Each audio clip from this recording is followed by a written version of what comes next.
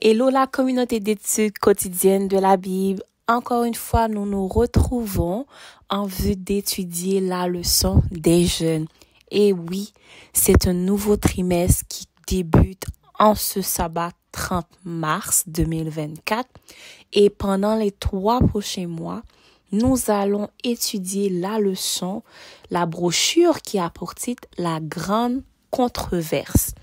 Et pour cette première semaine du mois de mars, la leçon a pour titre L'auteur du mal. L'auteur du mal. Donc, ce sera la leçon 1. Ensemble, prions. Tendre Père, merci parce que tu nous protèges, tu nous gardes. Permets que la leçon que nous allons étudier aujourd'hui puisse nous être utile et que nous puissions la comprendre. Amen. Comme je viens de dire, le titre de la leçon de cette semaine, c'est l'auteur du mal. Et pour la journée du samedi, on intitule ainsi son titre qui est Faire face aux champignons du péché. La leçon commence avec cette histoire. C'est une famille qui vient tout juste d'emménager dans une maison. Et lorsque le père il s'en va dans la salle de bain, à son grand étonnement, il retrouve plein de champignons dans le sol. Donc, les champignons se sont infiltrés dans un petit trou qu'il y avait dans le sol. À cause de l'humidité et aussi de la poussière, etc., les champignons ont pris naissance et ils ont commencé à se multiplier beaucoup dans la salle de bain. Et le père, il était sidéré dans le sens où malgré tout le nombre de fois qu'il nettoyait la salle de bain et tout, les champignons réapparaissaient encore et encore. Et pour les détruire, ce qu'il a dû faire, il a dû acheter un produit anti-champignons pour toutes les tuer un seul coup, une bonne fois pour toutes.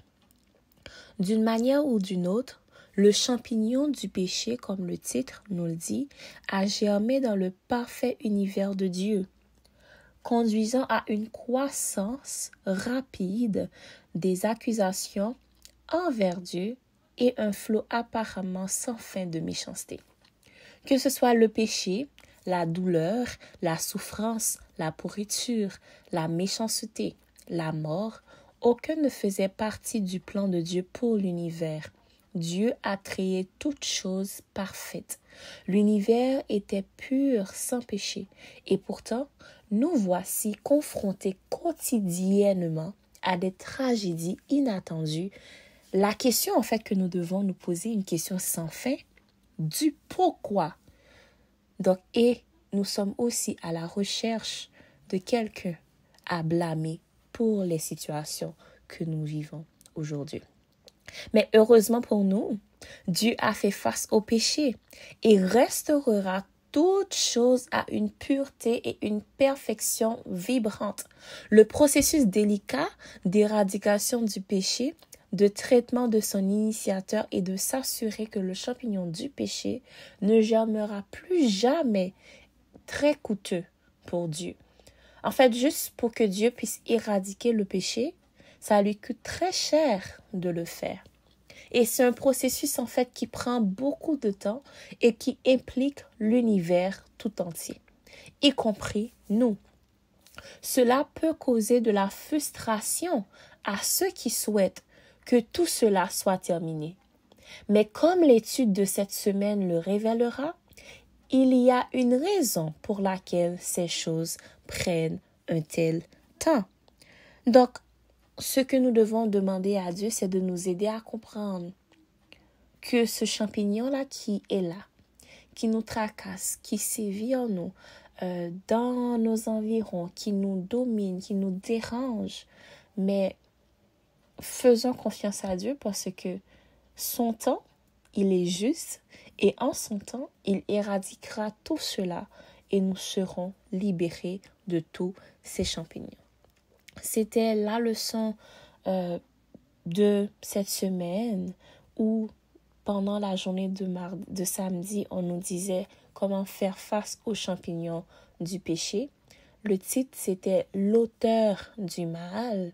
Donc, nous vous donnons rendez-vous une prochaine fois pour continuer ensemble à étudier cette belle leçon de cette semaine-là avec les jeunes. Et nous vous rappellerons que vous pouvez nous suivre sur notre chaîne WhatsApp. On est sur WhatsApp, on a une chaîne sur WhatsApp où on divise en fait tous les vidéos, que ce soit pour les femmes, les hommes et aussi les jeunes.